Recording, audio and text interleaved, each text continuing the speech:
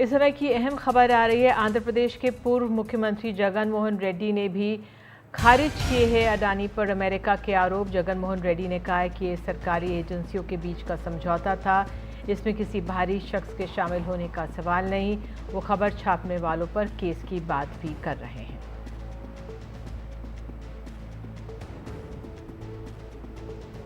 और इस पर अधिक जानकारी देंगी हमारी सहयोगी उमा सुधीर जी। उमा, क्या और इस बारे में जानकारी?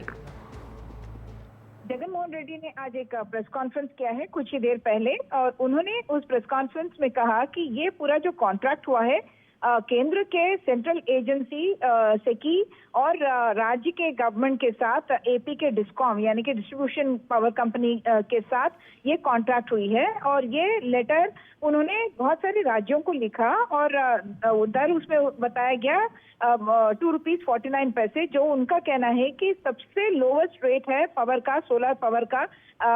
2009 से सोलर पावर की बात हो रही है और तब से ही चंद्रबाबू नायडू के रेजिम में भी आप देखें और उसके बाद उनके शासन के काल में भी अगर आप देखें तो सबसे लो रेट है। और उस पर कॉन्ट्रैक्ट किया गया और एक सेंट्रल एजेंसी और स्टेट एजेंसी यानी कि सेंट्रल गवर्नमेंट और स्टेट गवर्नमेंट के बीच एक कॉन्ट्रैक्ट हुई है और इसमें तीसरे आदमी के आने की गुंजाइश ही नहीं है। तो इसमें ब्राइब की कहीं गुंजाइश है ही नहीं, ये बात जगन मोहन रेड्डी ने साफ की है। एक और बात उन्होंने कही है, क्योंकि काफी जो यहाँ पे लोकल मीडिया है वहाँ पे ये कहा जा रहा था कि गौतम अडानी जी के साथ इनके मीटिंग्स हुए, तो जगन मोहन रेड्डी ने ये भी कहा कि इंडस्ट्रियलिस्ट लीडर जब होते हैं तो उनके साथ मीटिंग्स होना हेड ऑफ स्टेट के लिए बहुत अनयूजुअल नहीं है। इनफैक्ट वो बहुत पॉजिटिव सिग्नल है ताकि इंडस्ट्री को स्टेट में लाया जाए। और बहुत सारे जो प्रोजेक्ट्स हैं अडानी ग्रुप के प्रोजेक्ट्स आंध्र प्रदेश में इम्प्लीमेंट हो रहे हैं और इसलिए भी मीटिंग्स उनके साथ पहले भी हुए हैं और उसके बाद भी हुए हैं, तो उसमें कोई अनयूजुअल नहीं है। उनका यही कहना था कि एक केंद्र सरकार की एजेंसी जो सेकी है और स्टेट गवर्नमेंट और एपी डिस्कॉम के बीच जब ये कॉन्ट्रैक्ट आता है तो बीच में किसी और के इंटरफियर होने की या कोई किसी ब्राइब का कोई गुंजाइश नहीं है। यानी कि तमिलनाडु और बीजेडी के उड़ीसा के बाद अब आंध्र प्रदेश में भी वाईएसआर कांग्रेस के नेता जो पूर्व मुख्यमंत्री हैं उन्होंने साफ इनकार किया है कि ऐसा कुछ हुआ है। कोई गुंजाइश नहीं है उनका कहना है, क्योंकि ये लोवेस्ट पॉसिबल रेट था उस ₹2.49 और उसके अलावा कुछ और भी इंसेंटिव दिए गए। वेवर ऑफ इंटरस्टेट जो ट्रांसमिशन लॉसेस वगैरह होते हैं उनको भी जब वेव किया गया तो राज्य के इंटरेस्ट में उन्होंने इस डील को माना। तो उमा, एक तरह से माना जाए जगन मोहन रेड्डी का ये बयान जो उन्होंने रखा है सामने, ये एक महत्वपूर्ण कड़ी हो जाएगा इस पूरे मामले में। हाँ, जगन मोहन रेड्डी का यही कहना है कि वो इस मामले को बहुत संगीन रूप से देख रहे हैं जिस तरह की पब्लिसिटी हो रही है। और उनका मानना है कि इसमें चंद्रबाबू नायडू द्वारा कंट्रोल्ड, उनका कहना है कि मीडिया जो है ईनाडू और आंध्र ज्योति, उन्होंने कहा कि वो चंद्रबाबू नायडू के इशारों पे नाचते हैं और इसलिए वो उन पर एक 100 करोड़ रुपए का एक डिफेमेशन नोटिस देने वाले हैं, क्योंकि उनको लगता है कि ये पूरे गलत आरोप लगाए गए हैं और इसलिए उनको लगता है कि इस पर कार्रवाई होनी चाहिए। बिल्कुल। और उमा, जो टेंडर के बारे में सफाई है वो भी जगन मोहन रेड्डी ने सामने रखी है। हाँ, टेंडर के बारे में उन्होंने कहा कि हमने टेंडर्स जो फ्लोट किए थे उसमें जो डिस्कवरी प्राइस होता है वो हमारा सबसे lowest discovery price ₹2.49 per unit का था, जिसको स्टेट गवर्नमेंट ने साइन किया था। उनका कहना है कि न सिर्फ उस टेंडर में या उनके कार्यकाल में ये लोवेस्ट रेट है, बल्कि अगर आप हिस्ट्री देखें 2009 से 16 की बात हम कर रहे हैं तो तब से ही अगर आप देखें तो ये लोवेस्ट रेट है। और जब एक केंद्र सरकार की एक एजेंसी स्टेट गवर्नमेंट की एक एजेंसी को खत लिखती है ये प्राइस ऑफर करते हुए और उन्होंने उस प्राइस को एक्सेप्ट करते हुए जब कॉन्ट्रैक्ट साइन किया है तो इसमें रिश्वत की बात तो आती ही नहीं है। ये आरोप गलत है, ये उन्होंने साफ किया है। बहुत बहुत धन्यवाद उमा आपका इस जानकारी के लिए।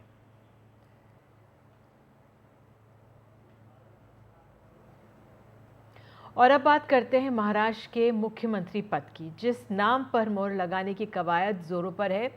आज दिल्ली में बैठकों का दौर चल रहा है। अजीत पवार दिल्ली में दोपहर से ही हैं। एकनाथ शिंदे भी देश की राजधानी में पहुंच रहे हैं। शिंदे ने सीएम पद पर पहले से ही दावेदारी वापस ले ली। देवेंद्र फडणवीस भी कहा जा रहा है जल्दी पहुंच रहे हैं। तो अब देखना होगा कि बीजेपी क्या देवेंद्र फडणवीस के नाम पर मुहर लगाएगी या कोई और चेहरा भी हो सकता है। सूत्रों के हवाले से कहा जा रहा है कि उनके नाम पर मुहर लग गई है। मुलाकातों का सिलसिला चल ही रहा है। हालांकि रात 9 बजे महायुति की महाबैठक होने जा रही है और जो हमारे तमाम सहयोगी उनके पास हम चलेंगे, उनसे बात करेंगे। उससे पहले हम आपको ये देख सकते हैं किस तरह से मनोरंजन भारती, रवीश रंजन शुक्ला, राम शिंदे, जितेंद्र दीक्षित और राजीव रंजन भी हमारे साथ तमाम हमारे सहयोगी मौजूद हैं। लेकिन आज दोपहर में अजीत पवार एनसीपी के जो नेता हैं वो यहाँ पर थे, प्रेस कॉन्फ्रेंस की। आइए सुनते हैं उन्होंने क्या कहा। और रात को हम एकनाथ जी शिंदे हो, मैं हूँ या देवेंद्र फडणवीस हो या बाकी हमारे साथी सब मिलके हम मीटिंग में बैठने वाले हैं और 9 बजे के बाद शायद वो मीटिंग शुरू हो जाएगी और उसमें तय होगा कि क्या करना क्या नहीं करना, आगे की लाइन ऑफ एक्शन क्या रहेगी, इसके बारे में सभी बातें हो जाएंगी। और हमारे साथ हमारे सहयोगी मौजूद हैं। रवीश रंजन, मुझे बताया जा रहा है बीजेपी मुख्यालय में है, पहले उन्हीं के पास चलते हैं और वहां पे पूछ लेते हैं किस तरह की तैयारियां। रवीश, आप बता दीजिए, बीजेपी मुख्यालय पर आप हैं, वहां पर कहा जा रहा है रात में 9 बजे बैठक होने वाली है, क्या जानकारी? जी देखिए, बिल्कुल गृह मंत्री अमित शाह के घर पर यह बैठक होगी और ये बैठक जो है वो ये कहा जा रहा है कि रात को 9 बजे से और फिर देर रात तक ये बैठक चलेगी और इस बैठक में कुछ महत्वपूर्ण फैसले हो सकते हैं। मसलन कि कैबिनेट का क्या समीकरण होगा, कौन कौन से विभाग किन किन लोगों को दिए जाएंगे, इन सारी बातों पर आज चर्चा होगी। सूत्रों के हवाले से ये भी खबर मिल रही है कि देवेंद्र फडणवीस का मुख्यमंत्री बनना लगभग तय है, क्योंकि देवेंद्र फडणवीस ही एक ऐसे शख्स हैं जो कि महाराष्ट्र में के चुनाव में, विधानसभा चुनाव में आरएसएस के साथ में तालमेल बिठाकर उन्होंने बहुत अच्छी रणनीति से ये पूरा चुनाव है वो लड़ा था। तो इसके वजह से देवेंद्र फडणवीस के नाम पर लगभग मोहर लग चुकी है। आज जब बैठक होगी तो उसके बाद में ये पता चलेगा कि केंद्रीय पर्यवेक्षक दल कल या परसों जाएगा, फिर उसके बाद में जो विधानसभा दल का जो नेता है उसको चुना जाएगा और फिर 2 तारीख को ये बताया जा रहा है कि शपथ ग्रहण समारोह होगा। तो आज की जो बैठक है वो काफी अहम बैठक है अमित शाह के घर पर। गृह मंत्री अमित शाह के यहाँ बैठक होने वाली। मनोरंजन भारती, आप ये हमें बताएं, देवेंद्र फडणवीस के नाम पर क्या मुहर लग गई है? आपके सूत्र क्या कह रहे हैं? आपने पहले जानकारी भी दी है, जरा और बताइए कौन हो सकता है मुख्यमंत्री अगला? देखिए, प्रफुल्ल पटेल और अजीत पवार आज उन्होंने ढेर सारे जर्नलिस्टों से मुलाकात की है, हमें भी मिलने का मौका मिला, बहुत देर तक बातचीत हुई। उस बातचीत के आधार पर मैं कह सकता हूं कि एनसीपी को कोई दिक्कत नहीं है कि देवेंद्र फडणवीस मुख्यमंत्री बने। उनका ये कहना है कि देवेंद्र फडणवीस को ही मुख्यमंत्री बनना चाहिए क्योंकि उन्हीं को आगे रख करके ये चुनाव लड़ा गया, उन्हीं के नेतृत्व में महायुति जीती है, नंबर 1। तो आप मान सकते हैं कि इसकी घोषणा भले ही 1-2 दिन बाद होगी, जैसे कि रवीश ने बताया कि पर्यवेक्षक जाएंगे, उसके बाद वहाँ विधायक दल की बैठक होगी बीजेपी की, उसमें चुने जाएंगे, महायुति की बैठक होगी फिर बाद में। दूसरी 2 महत्वपूर्ण जानकारी और है। एक तो ये है कि एकनाथ शिंदे जो अभी तक चीफ मिनिस्टर थे वो डिप्टी सीएम बनेंगे। तीसरी महत्वपूर्ण जानकारी है कि अजीत पवार भी डिप्टी सीएम बनेंगे। एक और जानकारी है कि अजीत पवार के पास वित्त मंत्रालय रहेगा और एकनाथ शिंदे के पास अर्बन डेवलपमेंट का मंत्रालय रहेगा। कुछ और मंत्रालय मांग रहे हैं एकनाथ शिंदे, लेकिन शायद उनको ना दिया जाए। आज की बैठक में इन सब चीज़ों पे फैसला कर लिया जाएगा। साथ ही पालक मंत्री एक महाराष्ट्र में काफ़ी महत्वपूर्ण होते हैं, जो हर डिस्ट्रिक्ट के मालिक होते हैं। वो कहा जाता है कि वो मिनिस्टर से ज़्यादा पावर रखते हैं। उनकी नियुक्ति के लिए किस पार्टी के किन नेताओं को जिम्मेदारी दी जाएगी, ये भी आज तय कर लिया जाएगा। अजीत पवार तो बातचीत में यहाँ तक बता रहे थे, एक वित्त मंत्री की हैसियत से, कि लाडली बहना योजना को आगे जारी रखने के लिए कितने हज़ार करोड़ की ज़रूरत होगी और वो कहाँ से लाएंगे। तो करीब करीब कुछ मोटी मोटी चीज़ें जो सूत्रों के हवाले से हमें जानकारी मिली है उसमें तय हो चुकी है। मुख्यमंत्री, उप मुख्यमंत्री, कुछ महत्वपूर्ण विभाग बाकी चीज़ें जो है आज रात की मीटिंग में तय होगी। तो मनोज, ये भी समझना चाहेंगे जो ये थोड़ा सा विलंब हो गया, देवेंद्र फडणवीस के नाम पर अगर मुहर लगी गई है एक तरह से, जो मोटे तौर पर माना ही जा रहा है, होनी भी चाहिए, उनके नेतृत्व में चुनाव लड़ा गया, लेकिन क्या कुछ विश्लेषक इसे देरी मान रहे हैं कि इतना समय क्यों लग रहा है? क्या इस पर भी हमें गौर करना चाहिए? देखिए, उनका कहना है कि देरी की कोई बात नहीं है, इतनी देरी होती है क्योंकि 3 राजनीतिक दल हैं, सबसे बातचीत करनी थी, क्योंकि इस बार जो मुख्यमंत्री दूसरे गठबंधन के थे उनसे बातचीत करनी थी। हालांकि बीजेपी इतने मजबूत स्थिति में है कि यदि देखा जाए तो वो अपने दम पर सरकार बना सकती है। उनको 8 से 10-12 विधायक चाहिए जो वो आराम से जुगाड़ कर लेगी। लेकिन बीजेपी के नेताओं का कहना है कि चूंकि महायुति इकट्ठे चुनाव लड़ी है, इसलिए वो तीनों दल जो है सरकार मिलकर चलाएंगे। इसी को लेकर के जो चीज़ें, जो विभाग से लेकर के बाकी चीज़ों का बंटवारा होना है, उन सब चीज़ों पर बातचीत की जाएगी। जब ये कहा गया कि मराठा मुख्यमंत्री ना रहने से क्या दिक्कत होगी, ब्राह्मण मुख्यमंत्री क्यों दिया जा रहा, तो बताया गया कि मनोहर जोशी भी जो है महाराष्ट्र के मुख्यमंत्री रह चुके हैं और बाला साहब ठाकरे ने उनको मुख्यमंत्री बनाया था। तो ऐसी कोई बात नहीं है, पहले भी महाराष्ट्र में ब्राह्मण मुख्यमंत्री रह चुके हैं। तो ये सारी चीज़ें जो है सूत्रों के हवाले से आ रही है। और जैसा मैंने कहा कि कुछ निटी-ग्रिटीज हैं जिस पर आज रात चर्चा करके, खासकर मंत्रालय, कितने मंत्रालय एनसीपी को मिलेंगे, कितने मंत्रालय एकनाथ शिंदे को मिलेंगे, वो मंत्रालय कौन कौन से होंगे, बीजेपी के कितने मंत्री बनेंगे, क्या ये सब चीज़ें जो है वो तय होनी है। बिल्कुल। हमारे साथ राम शिंदे भी हमारे सहयोगी मौजूद हैं।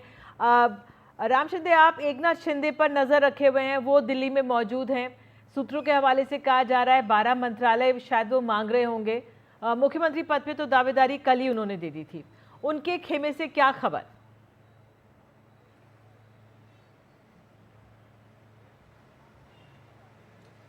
बिल्कुल, देखिए कि महायुति में एकनाथ शिंदे की पार्टी शिवसेना ये एक नाजुक कड़ी है और इसीलिए ये देरी हुई है, क्योंकि मुख्यमंत्री पद अगर छोड़ते हैं तो बदले में क्या मिलेगा, इसके ऊपर ही बार्गेनिंग चल रही थी और बदले में ढेर सारा कुछ लेने की कोशिश एकनाथ शिंदे ने की है। और उसके बदले में जैसे कि अर्बन डेवलपमेंट डिपार्टमेंट है, उसके बाद इरिगेशन भी वो लेना चाहते हैं और PWD जो कि बहुत इंपॉर्टेंट महाराष्ट्र के रोड या कंस्ट्रक्शन का ये डिपार्टमेंट है, तो ये डिपार्टमेंट भी वो लेना चाहते हैं।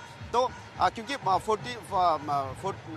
लास्ट टाइम 42 MLA थे और इस टाइम जो है एकनाथ शिंदे के 56 MLA हो चुके हैं। तो अगर मुख्यमंत्री पोस्ट नहीं दी जाती तो अच्छी मिनिस्ट्री दी जाए, तो इसी के लिए बार्गेनिंग जो है एकनाथ शिंदे की चल रही थी। और दूसरा सबसे इम्पोर्टेंट है कि आने वाले वक्त में केंद्रीय मंत्रिमंडल के भी एक्सपेंशन होना बाकी है, तो उसमें भी एकनाथ शिंदे अपने सही रखना चाहते हैं कि हमें कैबिनेट मिनिस्ट्री मिल जाए। तो इसलिए क्योंकि अभी सिर्फ आयुष मंत्रालय ही उनके पास है कि सेंट्रल में भी, तो कैबिनेट मिनिस्ट्री भी मिलना चाहिए। तो इसी के ऊपर भी आज बात हो सकती है। उसके अलावा आने वाले जो चुनाव है, म्यूनसिपलिटी के भी चुनाव है और 16 जो महापालिका है उसके चुनाव है, उसके मद्देनजर रखते हुए भी कौन कौन से एरिया में, मुंबई में जो कि सोने की अंडी देने वाली मुर्गी कहा जाता है, मुंबई के उद्धव ठाकरे के हाथ से अगर लेना है तो वहाँ पे किस मिनिस्टर को कौन सी मिनिस्ट्री दी जाएगी, इसके ऊपर भी आज चर्चा होगी। तो ये पूरी चर्चा जो है वो ना केवल कि मंत्रिमंडल के लिए होगी, एकनाथ शिंदे की पार्टी कैसे आगे सर्वाइव करेगी, इसके ऊपर भी आज ये चर्चा होगी। और एकनाथ शिंदे कितने और क्या बीजेपी पार्टी से अपनी पार्टी के लिए ले सकते हैं, मांग सकते हैं, मिनिस्ट्री हो या फिर अलग अलग पोजीशन हो, ये हमें आज देखना पड़ेगा। बिल्कुल राम शिंदे जी, बहुत बहुत धन्यवाद। तो विधानसभा में तो चाहते ही हैं मंत्रालय, साथ ही केंद्र में भी एकनाथ शिंदे, तो देखते हैं क्या मिलेगा। हमारे साथ जितेंद्र के पास भी चलेंगे क्योंकि अंत में वही सबका हमें समापन बताएंगे। मुझे बताया जा रहा है रवीश रंजन भी हमारे सहयोगी शायद अब नहीं है, तो जितेंद्र आप ही के पास, आपने सुना दिल्ली में हमारे सहयोगी क्या बोल रहे हैं, मुंबई से क्या खबर आ रही है, क्योंकि वहाँ पर भी जानकारियाँ होंगी। देवेंद्र फडणवीस क्या चल चुके हैं दिल्ली पहुँचने के लिए या वो दिल्ली में हैं, वहाँ से क्या आपके सूत्र कह रहे हैं? देखिए, जो जानकारी मिल रही है कि किसी भी वक्त देवेंद्र फडणवीस जो है दिल्ली पहुंच जाएंगे। दिल्ली पहुंचने के बाद जो बाकी के दो महायुति के नेता हैं, एकनाथ शिंदे और अजीत पवार, इन तीनों नेताओं के साथ में अमित शाह के घर पर बैठक होगी और इस बैठक में जो है मुख्यतः दो चीजें तय होने वाली हैं। एक तो कि मंत्री पद के बंटवारों का फॉर्मूला, कि जिस अनुपात में जिस पार्टी ने जितने ज़्यादा विधायक जीते हैं उस अनुपात में उसे उतने मंत्री पद मिलेंगे। इस लिहाज से बीजेपी के बारे में बताया जा रहा है कि बीजेपी को 22 मंत्री पद मिलने वाले हैं और शिवसेना को जो है 12 मंत्री पद मिल सकते हैं और अजीत पवार वाली एनसीपी को 9 मंत्री पद मिल सकते हैं। मंत्री पदों की संख्या के अलावा कौन कौन से मंत्रालय होंगे वो भी यही पता चलेगा, वो भी इसी मीटिंग में तय किया जाना है। ये पहली बात। दूसरी बात ये कि अब बीजेपी के पाले में गेंद आ गई है कि आखिर बीजेपी की ओर से मुख्यमंत्री का चेहरा कौन होगा, बीजेपी को तय करना है। तो मुझे लगता है कि इस बैठक में मुख्यमंत्री का नाम भी तय हो सकता है, लेकिन उस नाम को सार्वजनिक आज नहीं किया जाएगा, इतना तय है। कल या परसों बीजेपी के केंद्रीय पर्यवेक्षक मुंबई आएंगे। मुंबई में विधायक दल की बैठक होगी। विधायक दल की बैठक में विधायक दल का नेता चुना जाएगा और जो भी विधायक दल का नेता होगा वही मुख्यमंत्री पद का कैंडिडेट होगा, वही मुख्यमंत्री बनेगा अगला महाराष्ट्र का। तो ये दो अहम बातें हैं जिन पर कि आज ये तीनों ही नेताओं की अमित शाह के साथ बैठक होने वाली है। जहां तक मुख्यमंत्री पद को लेकर देवेंद्र फडणवीस का नाम का सवाल है तो वो सबसे बड़े कंटेंडर हैं मुख्यमंत्री पद के लिए। मैं इस वक्त बीजेपी दफ्तर के बाहर मौजूद हूं और यहां पर कई ऐसे बैनर पोस्टर भी लगा दिए गए हैं जिसमें कि देवेंद्र फडणवीस को बाकायदा भावी मुख्यमंत्री करके लोगों ने घोषित कर दिया है। यहां पर महाराष्ट्र का जो सेंटीमेंट है, यहाँ के बीजेपी कैडर्स का या यहाँ के नेताओं का कहें तो उनका सेंटीमेंट तो यही है कि देवेंद्र फडणवीस को मुख्यमंत्री बनना चाहिए और उनको पूरी उम्मीद भी है कि देवेंद्र फडणवीस ही मुख्यमंत्री बनने जा रहे हैं। लेकिन पेच यहां पर फंस रहा है। आशंका एक ये बनी हुई है कि अगर बीजेपी का केंद्रीय नेतृत्व मध्य प्रदेश, राजस्थान और छत्तीसगढ़ वाले फॉर्मूले को अपनाता है, उस पैटर्न पर नए मुख्यमंत्री का नाम तय करता है, तो ऐसे में देवेंद्र फडणवीस का पत्ता कट हो सकता है। हालांकि उसकी गुंजाइश काफी कम नजर आती है। निधि, बिल्कुल, बहुत बहुत धन्यवाद इस विश्लेषण के लिए। मुझे बताया जा रहा है रवीश रंजन हमारे सहयोगी हमारे साथ जुड़ गए हैं। राजीव रंजन जी, राजीव, तो आप ज़रा बता दीजिए क्या जानकारी है आपके पास, क्योंकि रात 9 बजे महायुति की महाबैठक होने वाली है। देवेंद्र फडणवीस कहा जा रहा है कभी भी पहुंच सकते हैं दिल्ली, क्या जानकारी? बिल्कुल सही कह रही हैं और उसके बाद जो उनका देवेंद्र फडणवीस का मुख्यमंत्री बनना तय है, बस फॉर्मेलिटीज़ है, उसी फॉर्मेलिटी के तहत आप कह सकते हैं ये बैठक हो रहा है। और बीजेपी के पास जिस तरह की मेजोरिटी है उस लिहाज से कोई भी जो उसके जो घटक दल हैं, एनडीए के घटक दल हैं, चाहे एनसीपी की बात करें चाहे शिवसेना की बात करें, वो बार्गेनिंग पोजीशन में नहीं है। और यही वजह है कि जिस तरह से अजीत पवार जो महाराष्ट्र के राजनीति के चाणक्य कहे जाते हैं, उनके अनुभवी और उनकी सीनियरिटी को देखते हुए सबसे पहले उन्होंने कहा कि बीजेपी का ही मुख्यमंत्री बनना चाहिए। फिर उसके बाद एकनाथ शिंदे भी आए।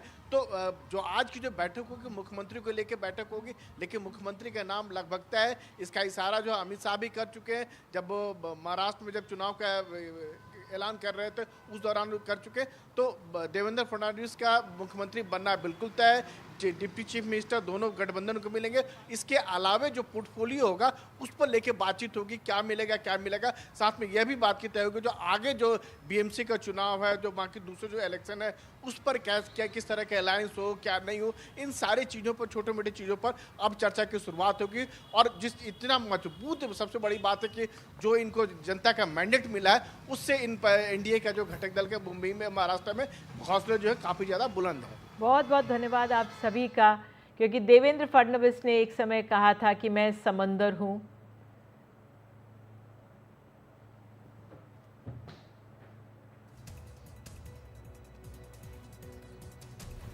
तो देवेंद्र फडणवीस को आइए सुनते हैं।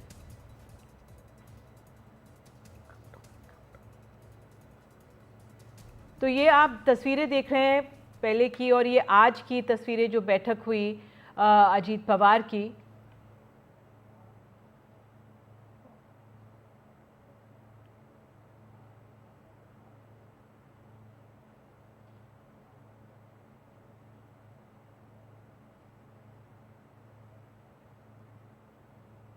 तो देवेंद्र फडणवीस ने एक समय कहा था कि मैं समंदर हूँ, लौट के आऊँगा। तो देखना होगा अपने तमाम सहयोगियों के विश्लेषण से क्या वो मुख्यमंत्री पद पर पहुँचेंगे। बहरहाल आइए आगे बढ़ते हैं, अब झारखंड का रुख करते हैं। झारखंड में आज हेमंत सोरेन ने रिकॉर्ड चौथी बार सीएम पद की शपथ ली।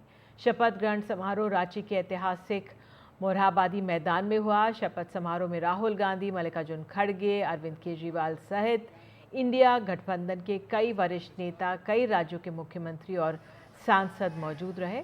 झारखंड के अलग अलग जिलों में बड़ी तादाद में जेएमएम समर्थक भी रांची पहुंचे हुए थे।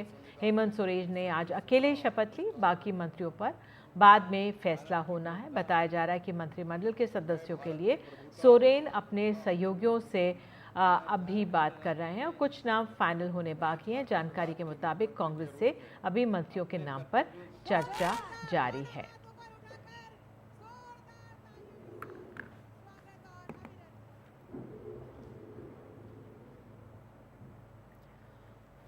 और शपथ ग्रहण से पहले हेमंत सोरेन ने अपने पिता शिबू सोरेन का आशीर्वाद भी लिया। शिबू सोरेन दिसोम गुरु कहे जाते हैं और झारखंड आंदोलन के सबसे बड़े सम्मानित नेताओं में से एक रहे। सोरेन के साथ उनकी पत्नी कल्पना भी थी, जिनकी इस जीत में अहम भूमिका मानी जा रही है।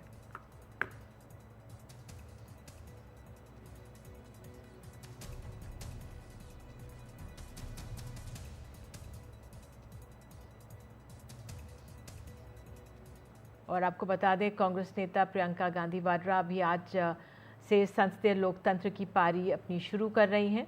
वायनाड से 4 लाख से ज़्यादा मतों से जीतकर प्रियंका गांधी लोकसभा पहुंची। आज वो लोकसभा में पद और गोपनीयता की उन्होंने सुबह शपथ ली।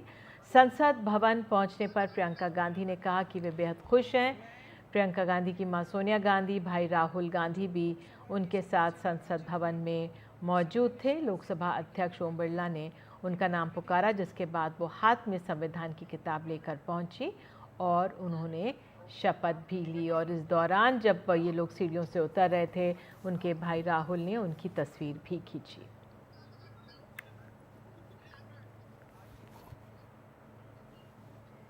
और फिलहाल लेते एक छोटा सा ब्रेक के बाद आपको बताएंगे कि ग्रैप पर जो दिल्ली में हवा का स्तर है, पाबंदियां जो हैं, उसको लेकर सुप्रीम कोर्ट ने क्या कहा।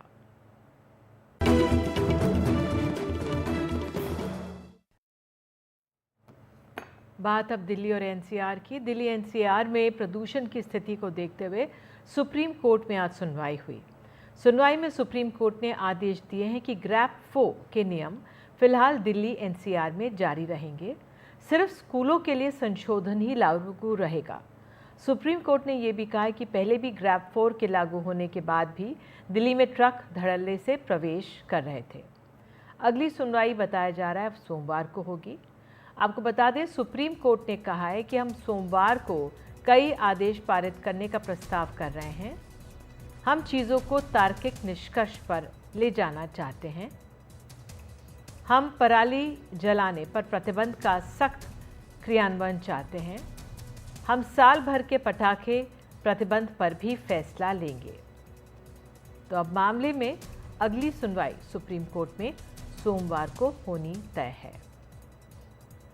और इस पर अधिक जानकारी दे रहे हैं हमारे सहयोगी आशीष भार्गव।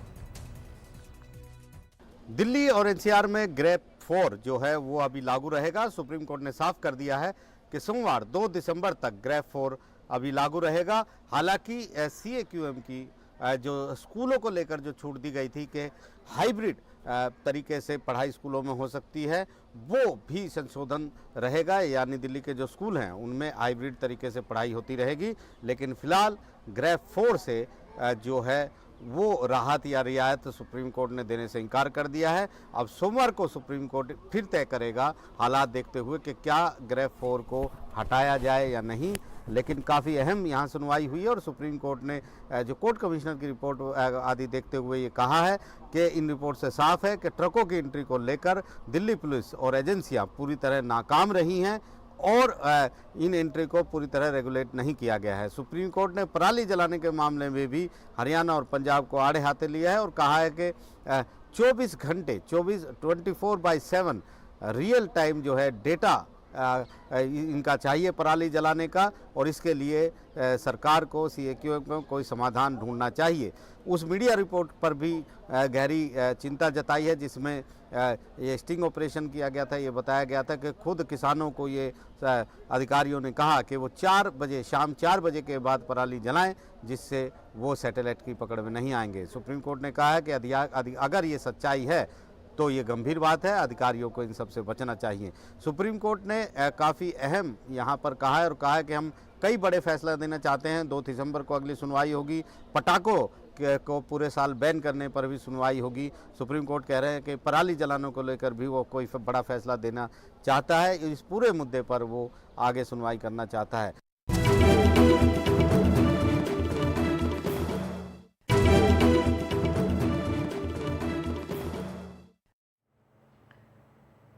बात अब मुंबई की। यहाँ एक 25 वर्षीय पायलट की मौत से सब सकते में है। मुंबई के अंधेरी इलाके में एक फ्लैट में महिला पायलट का शव मिला। कहा जा रहा है कि जो पायलट सृष्टि तुली ने खुदकुशी की। हालांकि लड़की के परिवार ने उसके दोस्त पर लगाए हैं गंभीर आरोप। नॉनवेज नहीं खाना है, आज ड्यूटी पर नहीं जाना है, ये नहीं करना है, वो नहीं करना है, तरह तरह की बंदिशों में पूरी नहीं हो सकी 25 साल की सृष्टि के सपनों की उड़ान। सृष्टि ने अपनी जान दे दी। मुख्य आरोपी उसका दोस्त आदित्य पंडित है।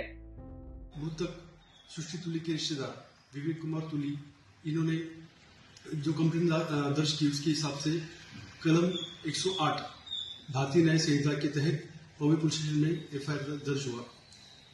यह इस FIR में आदित्य पंडित नाम के युवक के ऊपर उन्होंने संशय दिखाया था। उसको कब्जे में लेके, उसको हिरासत में लेके अरेस्ट करके माननीय न्यायालय के सामने प्रोड्यूस किया गया। 29 नवंबर तक उसको पुलिस कस्टडी रिमांड मिली हुई है।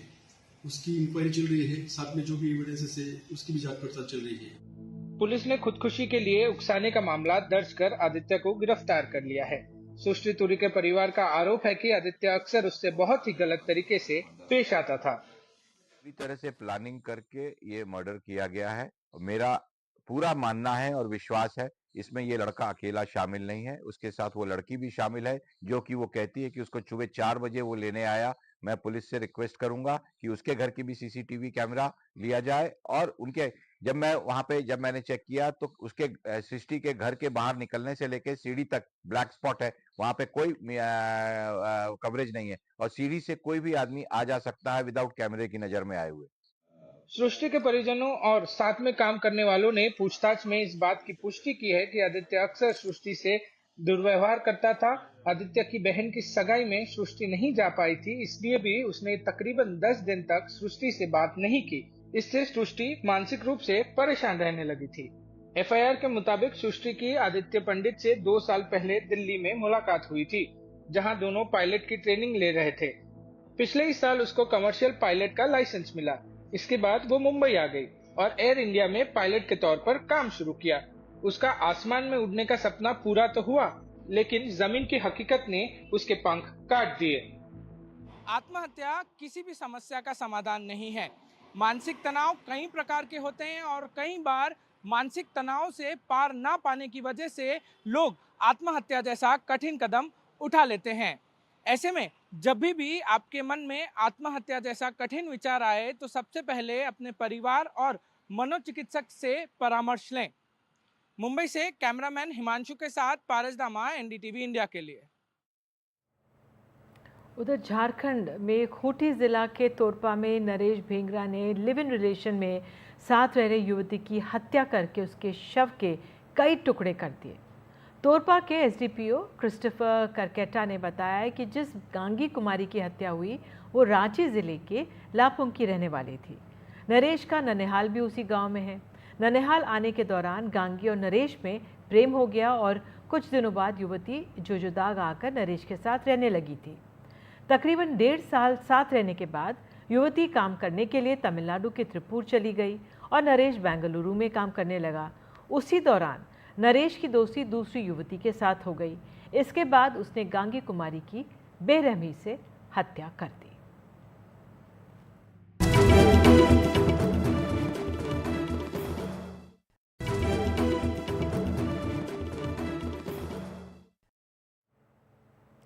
इस बार के महाकुंभ में कुछ लोग पुण्य कमाएंगे तो कुछ लोग धन भी। आमतौर पर कुंभ में सबसे ज़्यादा भीड़ चाय नाश्ते की दुकानों पर ही होती है, लेकिन उनका किराया भी शायद सबसे ज़्यादा ही होता होगा। इस बार ऐसी 2 दुकानों के लिए 92 लाख और 76 लाख में ज़मीन आवंटित की गई। ये दुकानें ऑनलाइन अलॉट हुई। जिसने सबसे ज़्यादा की बोली लगाई उसको दुकान मिली। संगम नगरी प्रयागराज में अगले साल 13 जनवरी से कुंभ का आयोजन होने जा रहा है।